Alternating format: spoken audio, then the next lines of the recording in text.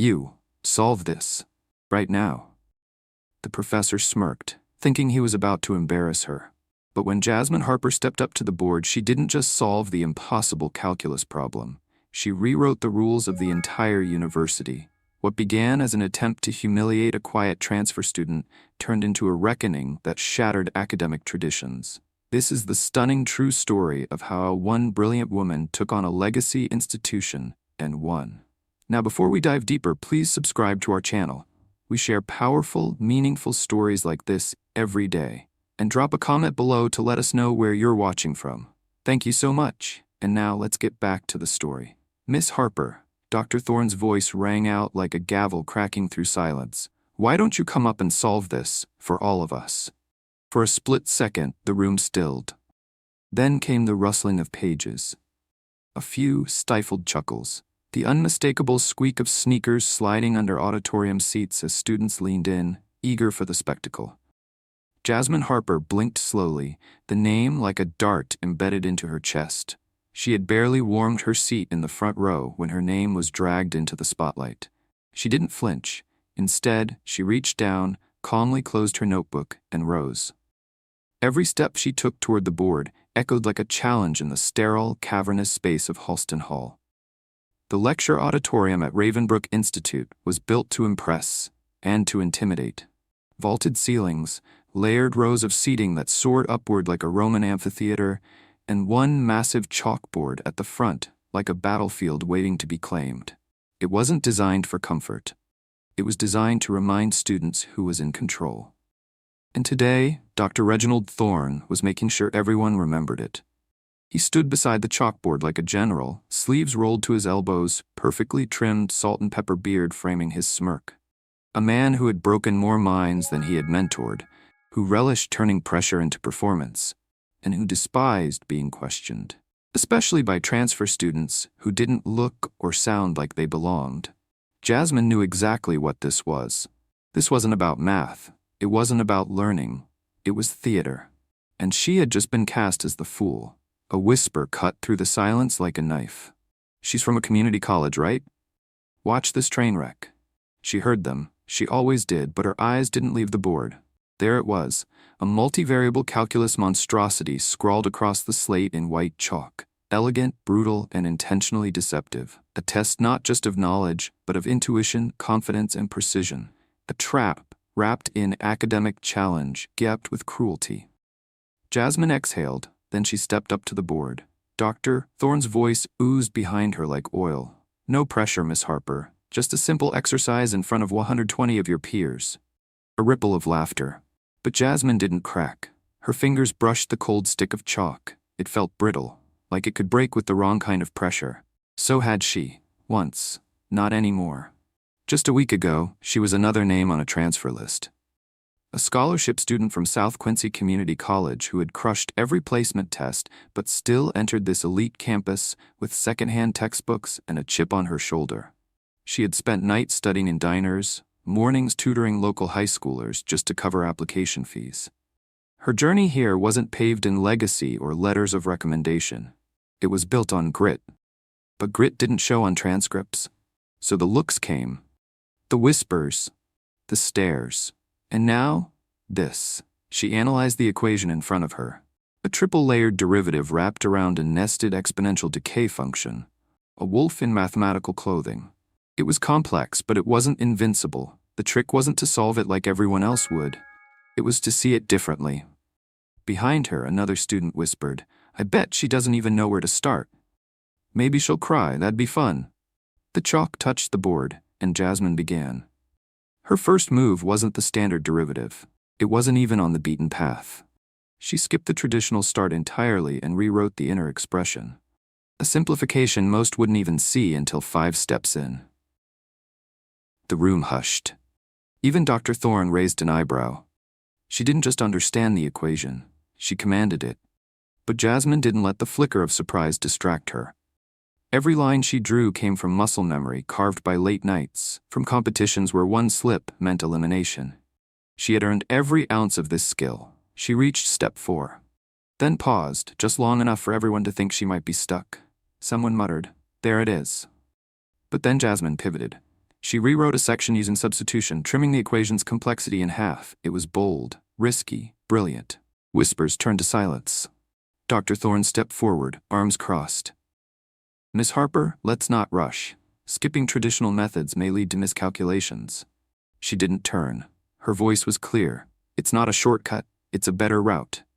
The class tensed. One student at the back snorted, "Damn." From her quiet corner in the room, Dr. Alina Chen, a new faculty hire specializing in abstract optimization, sat straighter. She'd been silently observing the exchange, and now she leaned in. Her eyes were no longer on the board. They were locked on Jasmine. There was more than correctness here. There was insight.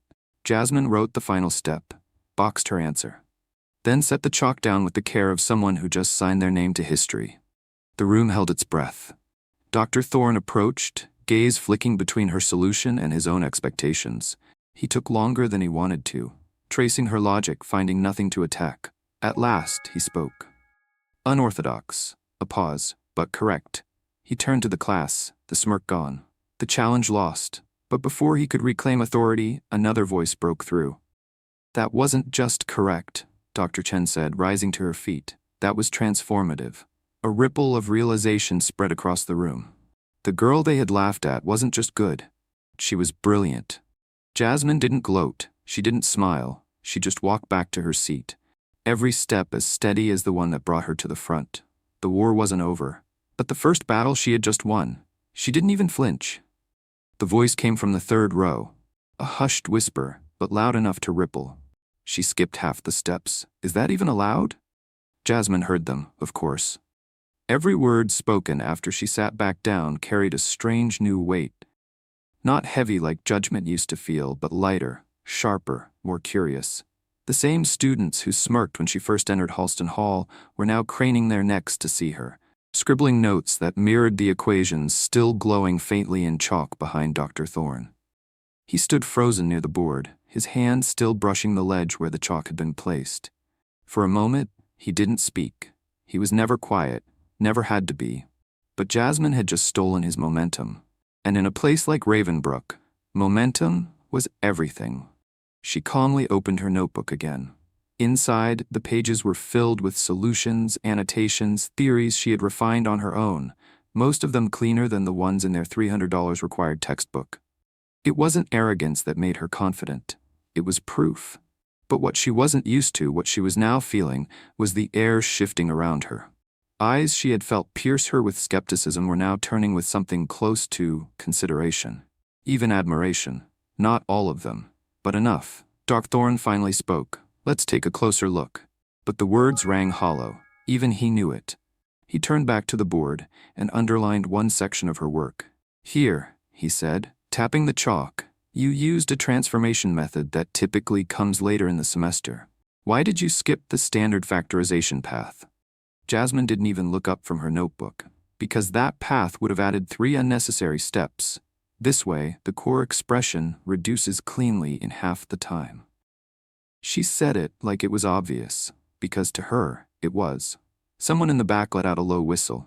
A guy 2 rows over, who earlier had laughed when Dr. Thorne called her up, muttered, "That actually makes sense." Dr. Thorne narrowed his eyes. He had taught the same method for over a decade. He knew it was longer, but he'd always believed in the process, not just the result. Still, he couldn't deny what had just played out in front of his own class. And worse, he couldn't refute it. But when power loses footing, it doesn't retreat, it reorganizes. "What if I told you," Thorne said, keeping his tone neutral, "that skipping standard methodology often leads to missed details?" Jasmine closed her notebook, met his gaze directly. "It can," she said, voice steady. But it didn't. Laughter this time. Real laughter. Not at her, but in support. Dr. Chen's voice cut through the tension. "Her logic was airtight," she said, stepping forward from the back row. "I checked it myself." This was unexpected. Chen wasn't just a professor. She was a rising star in applied mathematics. Her research had been cited by NASA and MIT in the same year. She didn't offer praise lightly. "She didn't just solve your problem, Dr. Thorne," she continued. "She revealed a faster method your curriculum doesn't even cover." Dr. Thorne's face remained impassive, but his fingers tapped a slow rhythm on the podium. Every tick betrayed his rising discomfort. He pivoted. Let's try another. There it was, the redirection Jasmine had expected. A common tactic among academic gatekeepers: if someone doesn't stumble, make the ground beneath them shift. He turned back to the board and rapidly wrote out a new equation. Larger, Messier, a calculus dragon waiting to devour the unprepared. Your method worked once, he said. Let's see if it holds up here. Then he stepped aside. Jasmine didn't hesitate. She rose, walked up, picked up a fresh stick of chalk. Her hand hovered briefly before she began writing, this time not with the precision of performance, but with the quiet confidence of practice. The new equation was layered in complexity, variables nested within logarithms, partial derivatives buried in the outer shell, with an exponential decay function multiplied by a cosine series, a mess on purpose. But Jasmine's eyes narrowed. She saw it, a familiar pattern in the noise, a design in the chaos. From her seat, Dr. Rothchen crossed her arms, watching closely. Her gaze didn't leave Jasmine's form, not once. There was something extraordinary about how the girl moved, how she wrote. It wasn't flashy, it wasn't arrogant, it was controlled power, like a silent engine that didn't need noise to generate momentum. She recognized it instantly, genius in its purest form. 10 minutes passed. The only sounds in the room were the occasional squeak of chalk, the scribble of pens, and a quiet breath drawn too sharply by someone realizing what Jasmine had just done. She boxed the answer, stepped back, and looked at Dr. Thorne. That's the solution. He said nothing. Students leaned forward. A few glanced at their watches, not because they were bored, but because they were stunned at how quickly she had finished. Then, Dr. Chen stepped up beside the board, studying the solution line by line. She nodded. Not only is it right, she paused, turning to the class. She skipped 3 unnecessary operations: optimized, clean, and original. The words hung in the air like thunder. One student in the 4th row blurted out, "Wait, how did she even see that pattern?" Another added, "Can she explain that?" I wouldn't have even known where to start. And suddenly the attention shifted, not to Dr. Thorne, but to Jasmine. A boy in the 2nd row raised his hand. "Professor Thorne, could Jasmine walk us through her reasoning?" Even he was surprised to hear his own voice. Thorne hesitated. Then Dr. Chen jumped in. "I think that's an excellent idea." She turned to Jasmine.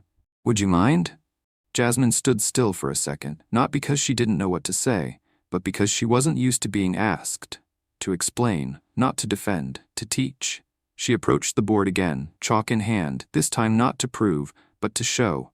"I recognize that the inner term shared a harmonic relationship with the cosine component," she began, drawing a simple diagram. "So instead of isolating each derivative, I broke the symmetry into 2 mirrored functions. That gave me a clearer path." Murmurs filled the room, but not of doubt, of realization. "That's why she bypassed step 2, one whispered. "It wasn't luck, it was deliberate," said another. Dr. Thorne stood still, eyes narrowed, his authority draining quietly. The students weren't listening to him anymore. They were listening to her. Jasmine stepped back, dusting her hands. She wasn't smug, she wasn't glowing, she was unchanged. But the room wasn't. Not even close. "You think you're smarter than me, Miss Harper?" Dr. Thorne's voice sliced through the air like a scalpel, sharp and sterile. The entire room froze. It wasn't just a question. It was a threat. A final grasp at authority by a man who realized, too late, that he was no longer the smartest voice in the room. Jasmine didn't blink. She stood still before the board, her hands faintly dusted with chalk. Her face gave nothing away, no smile, no smugness. Only that calm, unnerving silence that made people project their own fears onto her. She hadn't said she was smarter. She hadn't needed to. Her work had done that for her.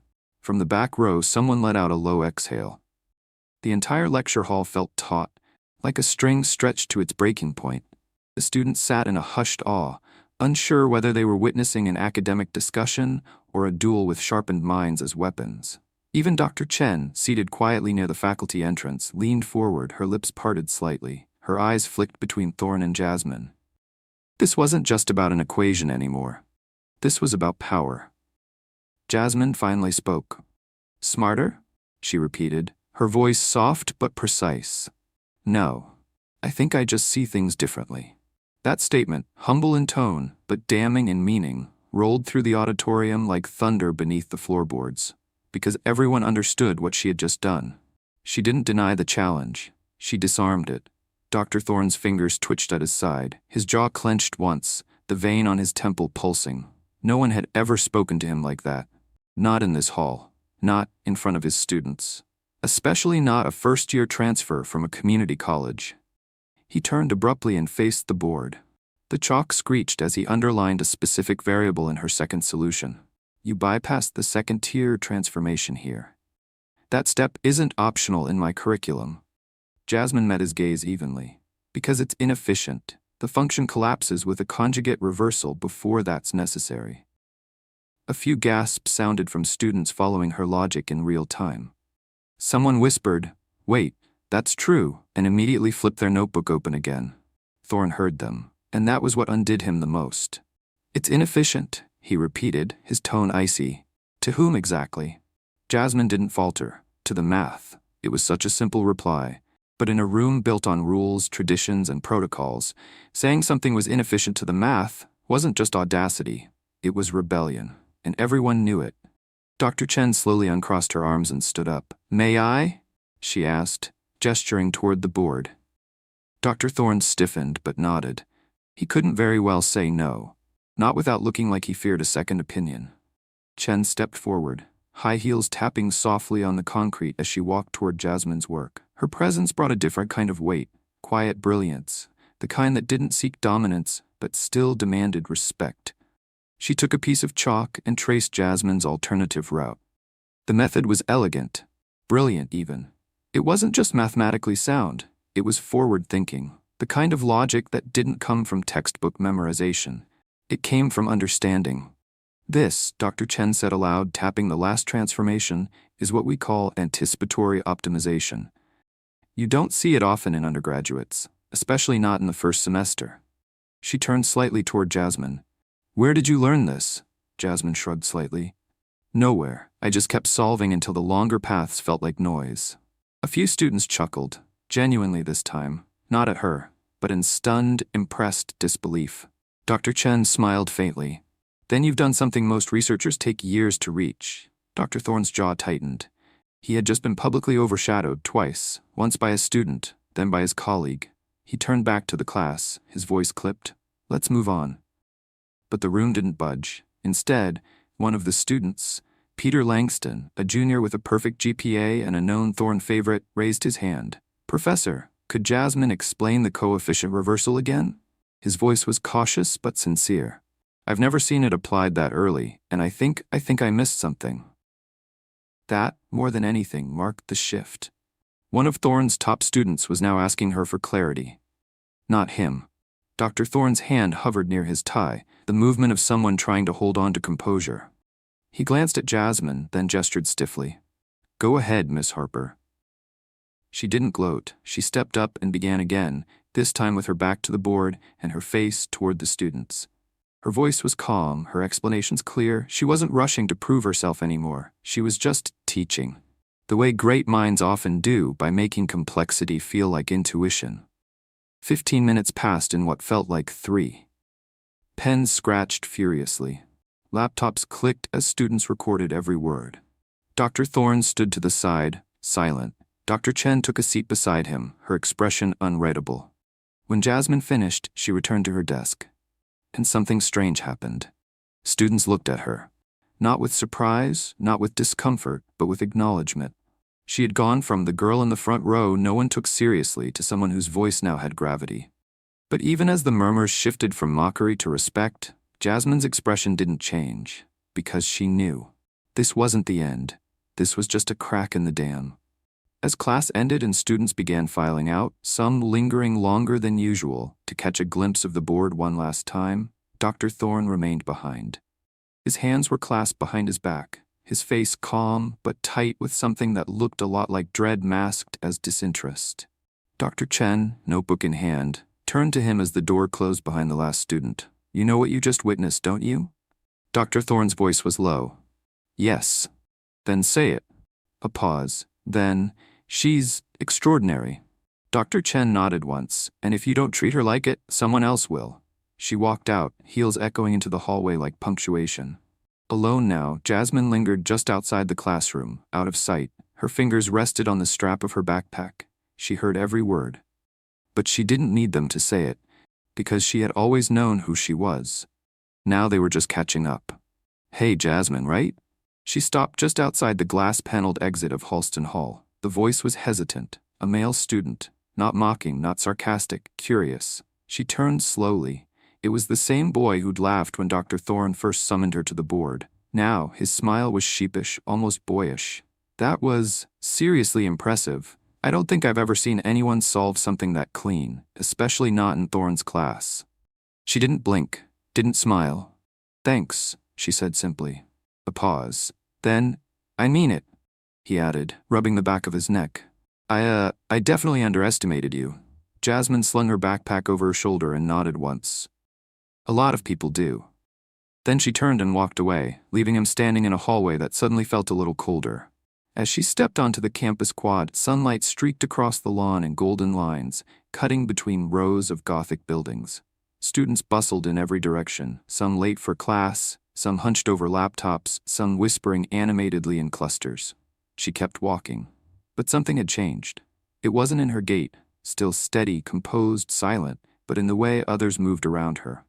They looked, some stared, others nudged friends and nodded in her direction. She had become a story, and back in Halston Hall, that story was still unfolding. Dr. Thorne sat alone at his desk, eyes narrowed as he reviewed Jasmine's second solution for the third time. There wasn't a single misstep, no skipped logic, no mathematical sin to blame.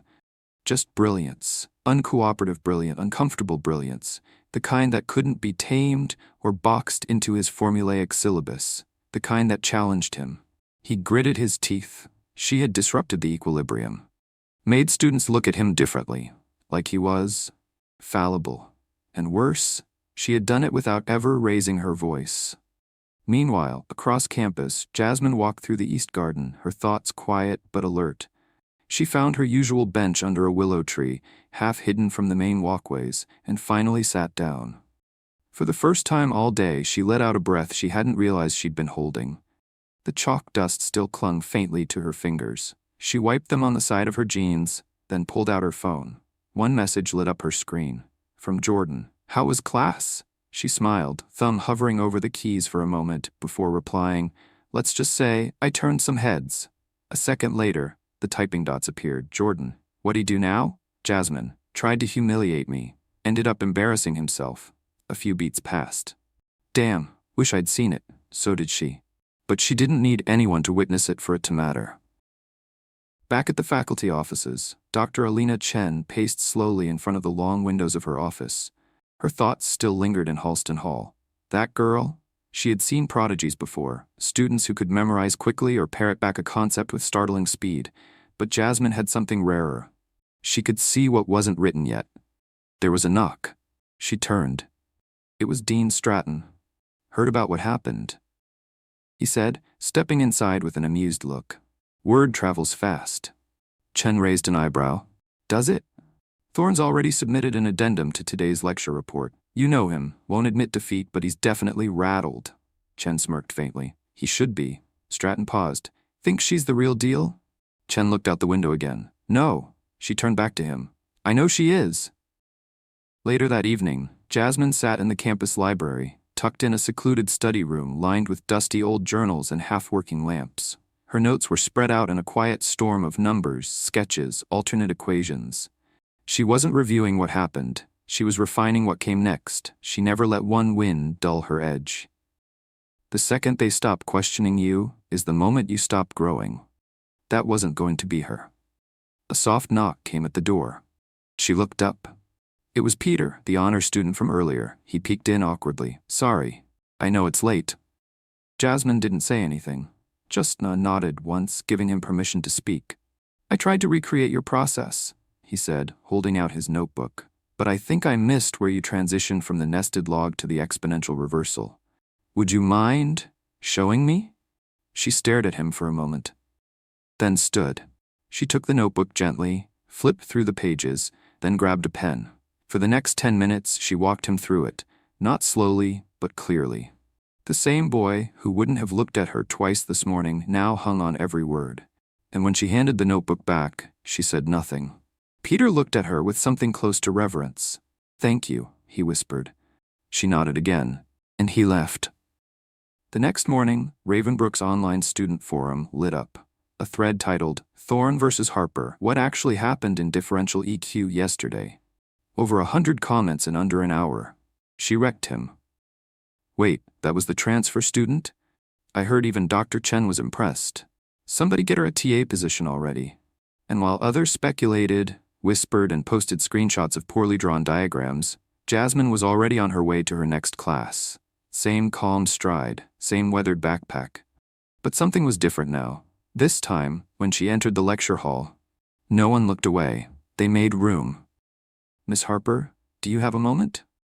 The voice echoed down the nearly empty hallway, firm but inviting. Jasmine turned. Standing at the far end, framed by the arched doorway of the mathematics department's private faculty wing, was Dr. Alina Chen. Her tailored blazer caught the light just so, neat, sharp, like everything else about her. Jasmine adjusted her backpack strap and nodded once. Of course. She followed Chen through a set of glass-paneled doors into a sunlit office, sleek and minimal, lined with shelves of academic journals and awards. One entire wall was a whiteboard filled with equations. Real equations, not classroom problems. Research level, elegant chaos. Dr. Chen motioned for her to sit. I'll be direct, she began, folding her arms. Yesterday, you did something most of my third-year grad students wouldn't dare try. You broke convention, and you were right. Jasmine remained silent. She didn't need praise. She needed purpose. Dr. Chen recognized it immediately. I reviewed your placement records, she continued. Community college top scores, but your entrance application had almost no letters of recommendation. Why? Jasmine hesitated. Then, I didn't know anyone who mattered. A pause. Dr. Chen nodded. You do now. She walked to the whiteboard and tapped the corner of a complex series. This is a problem I've been working on for over a year. It has implications for quantum computation indexing. I'd like your insight on it. Jasmine blinked. You want my insight? Dr. Chen smiled.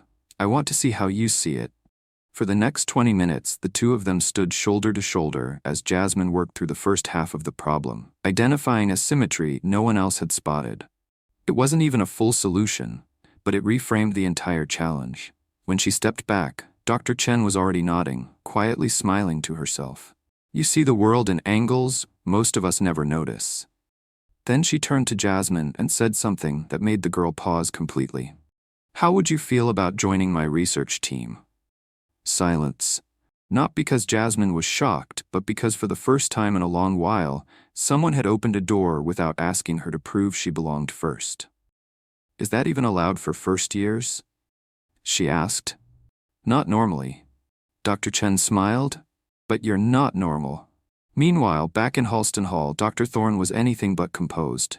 His lecture was half-hearted. The students were distracted, eyes flicked toward the empty front row seat that Jasmine had once occupied with quiet intensity.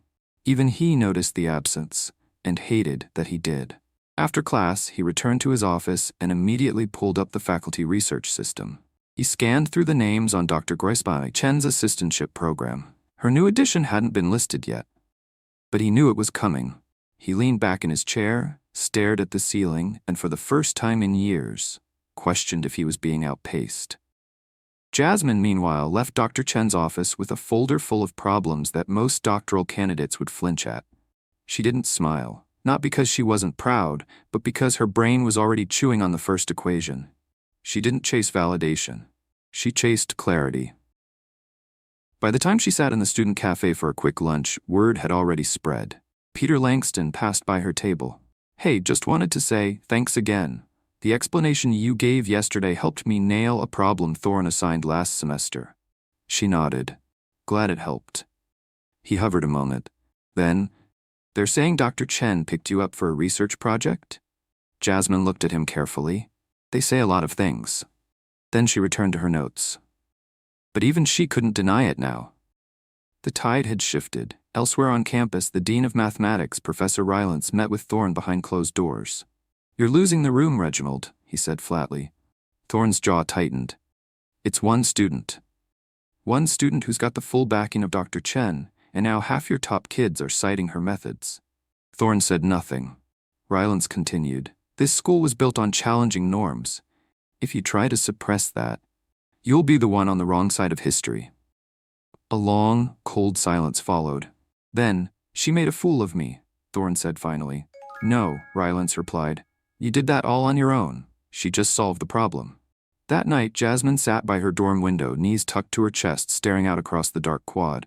Her phone buzzed. A message from Jordan. "Jordan, so, you cracked the elite?" She typed back, "Jasmine, just their assumptions." Another ping. "What next?" She stared at the screen for a while, then smiled softly. "Jasmine, everything. We can't let her rewrite the rules just because she's clever." The voice was tight, clipped, spoken behind a closed office door in the west wing of Ravenbrook's mathematics department. Inside, Dr. Reginald Thorne stood with his back to the window, hands clenched behind him. He wasn't speaking to a superior. He was speaking to allies, 3 fellow professors who, like him, had taught for decades. Gatekeepers, traditionalists, men who preferred control over curiosity. Professor Keating leaned forward, brow furrowed. "We're not saying she doesn't have talent, Reg. But if Chen starts recruiting first years to bypass our curriculum, what happens to academic structure?" "Exactly," Thorne said quickly, seizing on the momentum. "This isn't about punishing a student. It's about maintaining standards." But even as he spoke the words, the truth gnawed at him. This wasn't about standards. It was about power, and the fact that Jasmine Harper had taken it from him without ever raising her voice. Meanwhile, in Dr. Chen's lab, Jasmine was already deep in equations most seniors couldn't dream of touching. She stood before a digital whiteboard, sleeves rolled up, scanning a probability matrix that looped across the display like a constellation of logic. "You're missing a binding condition," she murmured. Dr. Chen raised an eyebrow. "Where?" Jasmine highlighted a cluster of terms, then restructured the variables into a recursive loop. It was subtle, barely visible, but it stabilized the entire equation. Chen stared, then laughed softly. "You just saw that, intuitively?" "It was wobbling," Jasmine said simply. As if the math were alive, speaking, waiting to be understood. But for every step forward, shadows lengthened behind her. 3 days later, Jasmine received an unexpected email from the registrar. Subject: academic alert. Independent work review required. Miss Harper, due to recent inconsistencies flagged in the methodology used during Calculus 240, the Academic Oversight Committee requires a formal review of your problem-solving approaches. This is not a disciplinary hearing, but a routine academic integrity check. Please report to Room 1 Fort BB on Thursday at 2 p.m. Regards, Academic Oversight. Jasmine stared at the screen. Her jaw tightened, but she didn't move, because she knew what this was. By lunch, word had already leaked. "Did you hear? She's under review. Guess cutting steps can get you in trouble. I bet Thorne's behind it." She walked through the quad like always. Same pace, same stillness. But inside, something burned colder than rage. It was familiarity. She had seen this before. People in power protecting themselves. Dr. Chen slammed the letter onto her desk. They're calling her in for what? For being efficient? She was livid. Jasmine stood by the window, arms crossed. "They're not reviewing the math," she said. "They're reviewing me." Chen looked up. "You know this isn't standard procedure, right? I've had undergrads take shortcuts and get praise for it." Jasmine turned. Her voice didn't waver. "Then what happens if I fight it and they dig in deeper?" Chen exhaled, frustrated. "You shouldn't have to carry this alone. I'm used to it." But even as she said it, her fingers dug slightly into her sleeves, because being used to it doesn't make it right. Thursday arrived. Room 1 Fort DB was sterile. No windows, just 3 professors at a long table, Keating, Marlowe, and Hensley. Thorne was not present for the sake of neutrality, but Jasmine knew better. She took her seat, back straight, notebook in hand. Keating adjusted his glasses. "Miss Harper, this isn't an accusation, but several faculty have raised concerns that your solution methodology is unorthodox." "It's also correct," she replied. "Correctness isn't in dispute," said Marlowe. "But educational integrity is. Some believe you're using graduate-level logic in a freshman-level course. That raises questions." She frowned. "So you're punishing me for being ahead?" Hensley leaned forward. "We're asking you to demonstrate, again, your solutions, with each step justified through Ravenbrook's official curriculum." Jasmine's silence was heavier than protest. This wasn't about process. It was about putting her back in line. She opened her notebook. They expected nerves, hesitation, maybe even tears. Instead, she began calmly. One equation at a time. She rebuilt her method using their format, but never once compromised her logic. She explained every deviation, every choice. They scribbled furiously, because no matter how they angled their questions, she answered all of them, flawlessly. 30 minutes later, they dismissed her. No apology, no thanks. Just, we'll let you know the results of our deliberation. She stood, paused at the door, then turned back. If I were a legacy student using the same shortcuts, we wouldn't be here. No one responded. But Keating's pen stopped mid-stroke. That was enough. That night, Jasmine found a note slipped under her door. Handwritten. Small. They're scared of you. That means you're doing it right. She didn't know who had left it, but she folded the note carefully and placed it inside the back of her notebook, right behind her sketches for the optimization theorem she had almost finished building. Back on the forums, students were starting to speak up. Anyone else think it's BS they're dragging Harper into a review? She's the only reason I passed last week's quiz. If she gets suspended, I'm switching departments. The system had noticed her. But now, so had the students. And if Ravenbrook thought they could silence genius with procedure, they were about to learn what brilliance looks like when it refuses to bow. We have an announcement regarding the academic review of Miss Jasmine Harper. The words echoed from the lecture hall's overhead speaker system, clear, sterile, institutional. The students froze mid-conversation. Some put their phones down. Others glanced up in disbelief. It wasn't just the content, it was the timing. Dr. Thorne's 8 a.m. class was in session, and someone had just hijacked the intercom. All eyes turned to him. He didn't move. He couldn't. Up in the dean's office, Professor Rylance stood by the speaker control switch, arms crossed as the pre-approved message from the Academic Oversight Committee played. Miss Harper has been cleared of all accusations. Her methods were deemed not only academically sound, but innovative and fully compliant with Ravenbrook's standards. Furthermore, her optimization approach will be reviewed for inclusion in future curriculum development. Silence. Then, a slow, collective murmur rolled through Halston Hall. Not just relief, vindication. Down in the second row, Peter Langston whispered, "They tried to punish her and ended up rewriting the course?" Dr. Thorne didn't respond. He couldn't. The authority he clung to like armor had just been stripped publicly, officially. And worst of all, the applause started, soft at first, then louder, then sustained. Across campus, the message spread like wildfire. Screenshots of the broadcast popped up online. Threads exploded. Jasmine Harper cleared, curriculum to be updated based on her method. They tried to make her an example. Now she is one. Meanwhile, Jasmine sat alone in the East Library corner, her usual seat by the rain-speckled window. She hadn't heard the announcement firsthand. She didn't need to. The messages flooded her phone before the echo even died out across campus. "Jordan, you heard that?" "Peter, you just made history, literally. Anonymous, from a private number. You did what we couldn't. Thank you." She closed her eyes. For a moment, the noise disappeared, and she breathed. Not because she needed rest, but because she had room now. Later that afternoon, Dr. Chen met her on the science quad. She wasn't smiling, she was beaming. "Jasmine," she said, placing a hand on the girl's shoulder, "I've been at Ravenbrook for 8 years. I've never seen a first-year force the committee to reverse a decision, let alone revise policy." Jasmine looked up. "I didn't do it to make them change anything." Chen nodded. "That's what makes it more powerful." Then, her tone shifted. "There's something else." They walked together across campus as Dr. Chen explained. Ravenbrook's annual Winter Symposium, the most prestigious event in the university's academic calendar, had an open slot. A panel had withdrawn, and the department had agreed, unanimously. Jasmine would present, not just as a student, but as a contributor. Her optimization framework would be showcased before a panel of visiting mathematicians, professors, and global researchers. She stopped walking. For once, Jasmine didn't know what to say. "Me? You," Dr. Chen confirmed. "No more hiding in the back row. No more second-guessing. This time, they'll be listening from the start." Back in his office, Dr. Thorne read the official memo with a clenched jaw. Student Jasmine Harper will represent the Department of Theoretical Mathematics at the Ravenbrook Winter Symposium, endorsed by Dr. Alina Chen, confirmed by the dean's office. He sat there, perfectly still. Not angry, not even bitter, just shaken.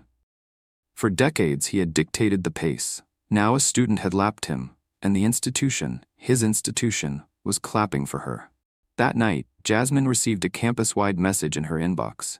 "Congratulations on your selection for the winter symposium. Please prepare a 10-minute talk on your theory. You may invite one guest to accompany you on stage." She stared at the line. "Invite one guest." She smiled faintly, pulled out her phone, and typed, "Jordan, you busy next Friday?" The girl they tried to silence had just been given a microphone, and the whole world was about to hear her voice.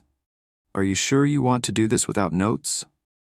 Jordan's voice was low, nervous, as he stood backstage beside Jasmine. The auditorium beyond the velvet curtain was packed, rows of scholars, students, and visiting academics shifting in their seats, awaiting the next presenter. Jasmine adjusted the single button on her dark blazer, the same one she wore during her transfer interview, still clean, still sharp. "They wrote their lectures to impress," she said calmly. "I lived mine." Jordan blinked, then let out a breath somewhere between awe and anxiety. The Ravenbrook Winter Symposium was no ordinary academic showcase. It was a proving ground, reserved for doctoral candidates, research fellows, and decorated faculty, not freshmen. Certainly not transfer students from small-town community colleges. Yet her name, Jasmine Harper, was printed right there in the official program. Third slot, sandwiched between a tenured Harvard guest and a researcher from ETH Zurich. The program called her talk, "Optimization in Early-Stage Variable Collapse, Anomalous Efficiency in Nonlinear Pathways." But Jasmine's working title was simpler. The shortcut everyone ignored. The MC cleared his throat at the podium. "And now we welcome a rising scholar from our own halls. Please give a warm round of applause for Miss Jasmine Harper." A scattering of polite claps, curious glances, several eyebrows raised, and then she stepped into the light. For a heartbeat, the room said nothing. She was younger than anyone else who had spoken, smaller in frame, dressed plainly, with no name-tag bedazzled title, no towering resume projected behind her. But then she began to speak, and the room began to tilt. "Let me begin by telling you what I'm not." She let her voice stretch, calm, but with steel underneath. "I'm not a legacy student. I didn't grow up solving proofs on mahogany desks in sunlit prep schools. I don't have 3 generations of mathematicians in my family. I don't even have Wi-Fi that works half the time." A ripple of laughter from the students. The professors remained still. Jasmine smiled, just faintly. "What I am is someone who doesn't like wasting time, not in life and not in equations." She turned to the massive smartboard behind her and picked up the stylus. In one motion, she sketched out the differential equation that had sparked everything, the same one Dr. Thorne had used to humiliate her weeks ago. She didn't say his name. She didn't need to. "Here's what most students are taught," she said, and walked through the traditional 7-step approach. Then she erased it. "And here's what I did." She restructured it in 3. A soft gasp from someone near the front. From the faculty row, Dr. Rylance leaned forward, his expression unreadable. Behind him, a visiting guest from MIT whispered to the Yale professor beside him. "She just reused a standard model by 48%. Without breaking integrity, the other muttered. Jasmine kept going. She wasn't performing, she was inviting. Every gesture, every word was like pulling a thread, revealing something cleaner, faster, more beautiful beneath the bulk of accepted method. But it wasn't just the math that captivated them. It was her clarity. She wasn't quoting textbooks. She was narrating a discovery. Her discovery. When she finished, she capped the pen and turned back to the audience. "This method wasn't designed to impress professors," she said softly. "It was born from necessity. From trying to understand math the way my world moves, fast, unforgiving, and without room for waste." She paused. "And if it helps anyone else who's tired of feeling like they have to fit in before they're allowed to be brilliant." Her gaze swept the hall. "Then it was worth it." Silence. The deep, heavy silence. And then applause. Not polite, not performative, real, raw, loud. It started from the back, students mostly. Then younger faculty, then the guests. Within moments, the hall was standing. The only people who stayed seated were a few professors from the old guard, Dr. Thorne among them. His hands clasped tightly in his lap, his jaw rigid. Backstage, Jordan's hands were shaking. "They stood for you," he whispered as she walked off stage. She didn't reply. She just leaned against the wall, exhaled slowly, and let the wave of adrenaline pass like a thunderstorm clearing the horizon. Afterward, the crowd mingled in the marble atrium outside. Clusters formed, people talking about her method, her tone, her poise. Dr. Chen found her near the center fountain, handing her a folded piece of paper. Dean Rylance wants you to present your optimization method next semester in his advanced theory course. Jasmine raised an eyebrow. Isn't that for postdocs? It was, Chen replied. Until now. From the edge of the crowd, Dr. Thorne watched. His colleagues tried to distract him, light banter, wine glasses clinking, but he barely heard them. Because something had happened today that couldn't be undone. The room had changed, and it had changed around her. That night, Jasmine returned to her dorm and placed the folded symposium program on her nightstand. Then she pulled out the old envelope of rejection letters she kept tucked in her bottom drawer. She flipped through them one last time. All the schools that told her not a good fit, all the ones that said insufficient recommendations. She placed them gently in the wastebasket and lit a match, because they were right about one thing. She didn't fit. She redefined. And the world? It was finally catching on. You've created a problem. Dr. Thorne's voice was low, more gravel than silk now, as he stepped into the faculty lounge, eyes fixed on Dr. Chen. She didn't look up from her tablet. She knew the conversation was coming. She had expected it sooner. Correction, she replied coolly. She solved one. The rest created themselves. Thorne's fists curled behind his back. You gave her a platform. Chen finally lifted her eyes. No, she built the platform. I just didn't kick it out from under her like you tried to. There was no malice in her tone, just clarity, but it landed like a blade. Across campus, Jasmine walked through the early morning mist. The quad was quiet, her steps nearly silent against the stone path. There was a hush to the world, a pause between storms. But she could feel it shifting. The looks were different now. Professors no longer glanced past her. Students no longer whispered behind her back. They asked her for help, for insight, for time. She gave it sparingly, not because she didn't care, but because she'd learned how much of herself she had already given just to get this far. She entered the mathematics library and slipped into the back row. It was the same seat she'd taken on her first day, the one in the shadows. But now the shadows didn't cling. She was the light in the room. As she unpacked her notebook, she noticed a folded piece of paper tucked between pages she hadn't touched in weeks. It wasn't hers. She unfolded it carefully. A single sentence was written in neat, deliberate print. They fear what they can't control, keep being uncontrollable. There was no name, no signature, but she smiled faintly. The quiet ones were paying attention now. That afternoon, an email arrived from the dean's office. Subject: Independent Honors Track Invitation. Miss Harper, due to your exceptional contributions to applied mathematics and optimization theory, we are offering you a place in the Independent Honors Research Track, typically reserved for upperclassmen. You will have full faculty access, your own research space, and a stipend. Please confirm by Friday. Congratulations. Dr. Chen found her just as the sun dipped below the bell tower. So, she said gently, are you ready to accept it? Jasmine didn't answer right away. She looked out over the lawn, watching two freshmen struggle to carry an overfilled box of textbooks across the sidewalk. No one stopped to help them. Yet, she turned back. I will, she said, but on one condition. Chen raised an eyebrow. I want a seat at the curriculum review committee. The request was bold, unprecedented, powerful. Chen's smile widened. I'll make the call. Back in his office, Thorne reviewed his student evaluations. Line after line painted the same picture. Needs to update teaching methods. Too rigid for today's problems. Should have let Jasmine Harper teach half the class. He closed the file with a quiet snap. The system he once commanded no longer feared him. It had found a new axis to orbit. 2 days later, Jasmine stood in front of the curriculum committee.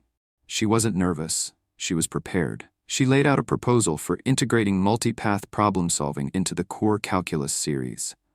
No more punishing students for using methods that weren't in the textbook, so long as they were correct. We say we teach logic, she said firmly, but we're grading obedience. The committee didn't interrupt. They didn't dare. Afterward, Dr. Rylance approached her in the hallway. You realize your methods may spark reform well beyond Ravenbrook. She looked up at him, eyes steady. Good.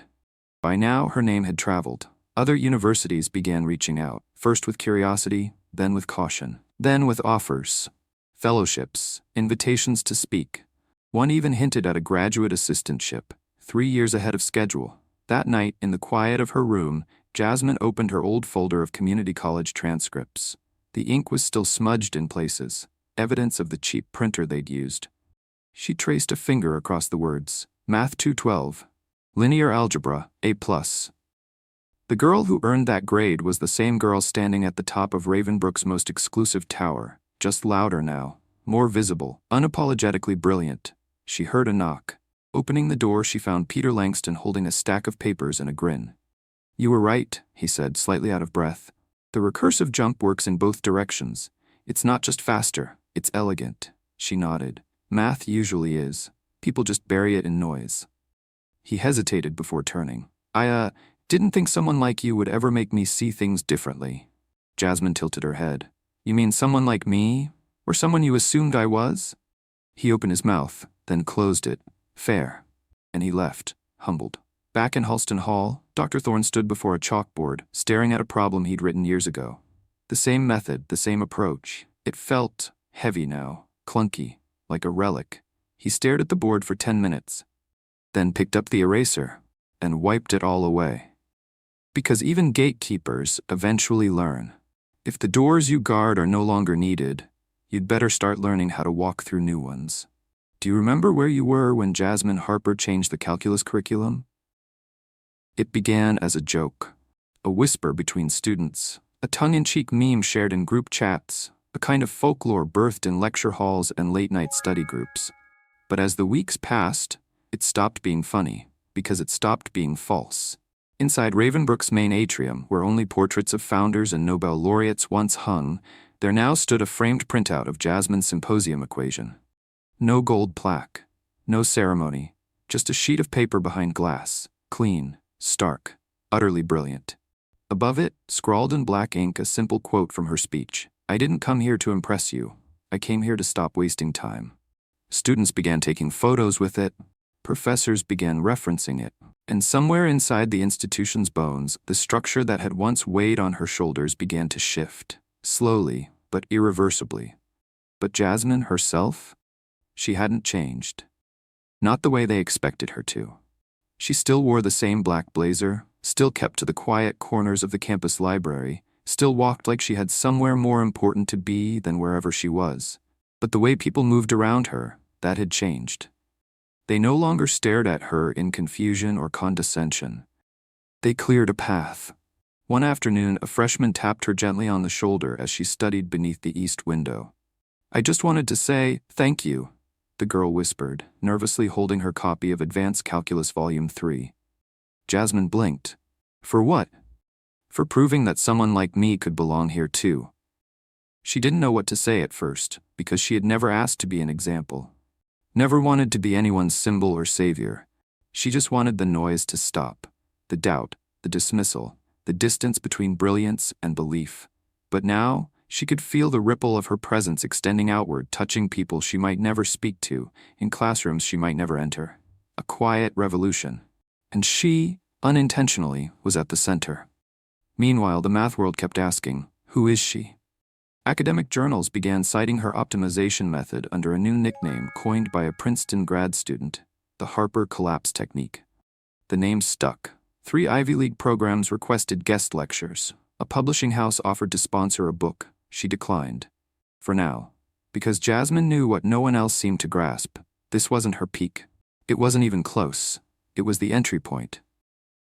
On a gray-scaled Thursday, she was invited to the faculty boardroom, a room she'd once walked past 100 times without a glance inside.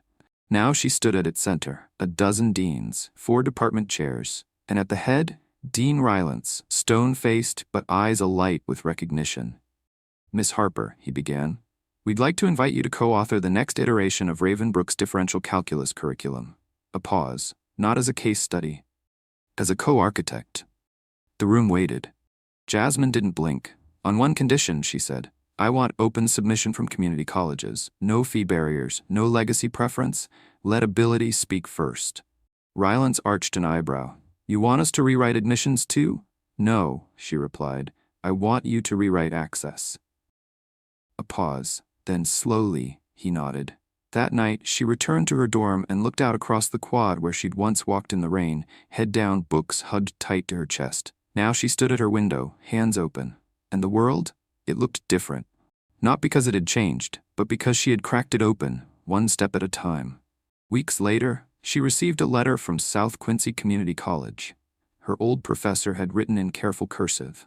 They're studying your method here now. I tell them about you, about how you made math speak louder than prejudice. We framed your symposium photo in the library.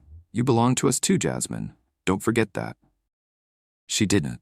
One evening, after hours, Jasmine slipped into Halston Hall. The lecture room was empty now, dark. The chalkboard still faintly marked with ghost equations. She walked to the front, right where Thorne once called her out, and she picked up a piece of chalk. She didn't draw an equation. She wrote 3 words. Neat, unshaken. Don't underestimate silence. Then, without a sound, she left. Dr. Thorne found it the next morning. He stood before it a long time. He didn't erase it. In her second year, Jasmine began teaching a seminar. Not officially, not for credit. Just a Tuesday evening series in the Commons titled Brilliance Without Permission. It drew a small crowd at first, then it doubled and tripled. Some weeks, students stood in the doorway just to hear her break down systems with the clarity of someone who had refused to be broken. They came for the math. They stayed for the message. That genius isn't a privilege. It's a language, and everyone deserves a chance to speak it. By the end of her sophomore year, Jasmine Harper's name appeared in the Ravenbrook admissions packet, not as a student, but in a sidebar quote printed in bold. I didn't come here to be accepted. I came here to make space. And space she made. Not by yelling, not by demanding attention, but by doing what no one expected, solving the problem. They tried to humiliate her, they tried to dismiss her, they tried to erase her brilliance with procedure, silence, and control. But Jasmine Harper didn't fight them with rage, she fought them with reason, and when the dust settled, the curriculum had changed, the faculty had shifted, and the room that once ignored her now bore her name. Because true genius doesn't ask for permission, it redefines the rules, then teaches the world how to follow. If you've ever been overlooked, underestimated, or told you don't belong, let this be your reminder. You don't need their spotlight to shine. You are the light.